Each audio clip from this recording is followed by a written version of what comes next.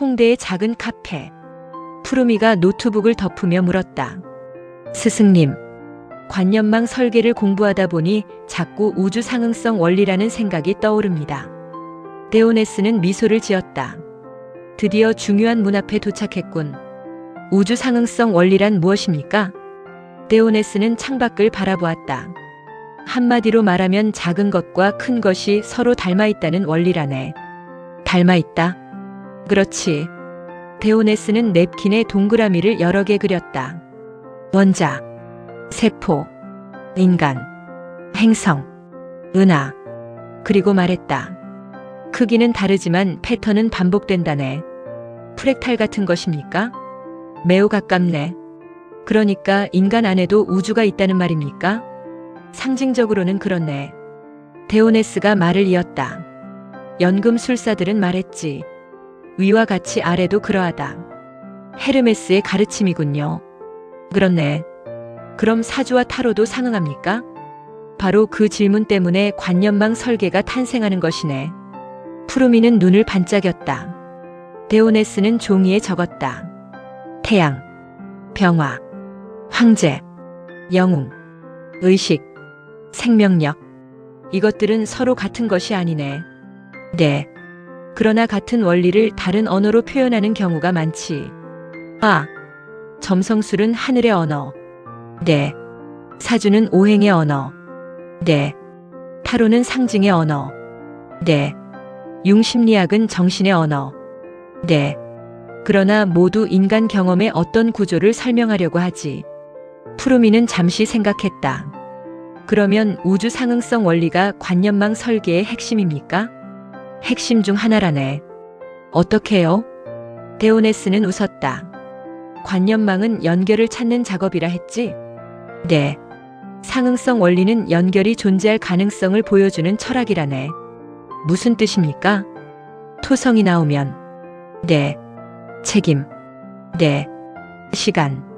네. 노력. 네. 노인. 네. 편관. 네. 황제. 네. 아버지 원형. 네. 전부 완전히 같지는 않지만 어떤 공통 구조를 가진다네. 푸르미는 고개를 끄덕였다. 그래서 연결되는군요. 그렇지. 데오네스는 손가락을 들어 강조했다. 하지만 조심해야 하네. 무엇을요? 상응성을 동일성으로 착각하면 안 되네. 차이가 있습니까? 크게 있지. 예를 들면 토성이 곧 편관은 아니네. 아, 황제 카드가 곧 토성도 아니고. 네. 다만 권위, 책임, 질서라는 공통 패턴을 공유할 수 있는 것이지. 푸르미는 메모를 했다. 상응동일. 데오네스는 만족스럽게 웃었다. 좋네. 그럼 관념망 설계에서 가장 중요한 것은 무엇입니까?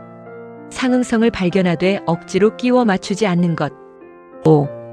연결은 잣대 동일시하지 않는 것. 5. 비슷함은 보대 차이도 존중하는 것. 푸르미는 한동안 생각에 잠겼다. 데오네스가 마지막으로 말했다. 자네가 구축하려는 오컬트 관념망의 깊이는 사실 상응성의 깊이와 거의 비례하네. 그렇습니까? 그렇네. 왜요? 타로만 보면 타로 연구자. 네. 사주만 보면 명리학자. 네. 융만 보면 심리학자. 네. 그러나 타로와 사주와 융과 카발라와 불교 사이의 상응 구조를 보기 시작하면 비로소 관념 설계자가 되는 것이네. 푸르미는 창밖의 밤하늘을 바라보았다. 별들은 서로 멀리 떨어져 있었다. 그러나 인간은 그 별들을 연결하여 별자리를 만든다. 실제로 선이 있는 것은 아니다. 그러나 선을 발견하는 순간 의미가 탄생한다.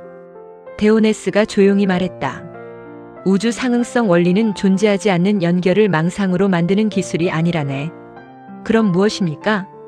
흩어진 현상들 속에서 반복되는 패턴을 발견하는 기술이지. 패턴. 그렇네. 관념망 설계란 결국 우주가 반복해서 말하고 있는 하나의 이야기를 여러 언어 속에서 찾아내는 작업이라네. 푸르미는 그 말을 노트에 크게 적었다. 관념망은 지식의 수집이 아니라 패턴의 발견이다. 그날 이후 그는 노트를 더 모으기보다 노트들 사이에 숨어있는 우주의 문장을 찾기 시작했다.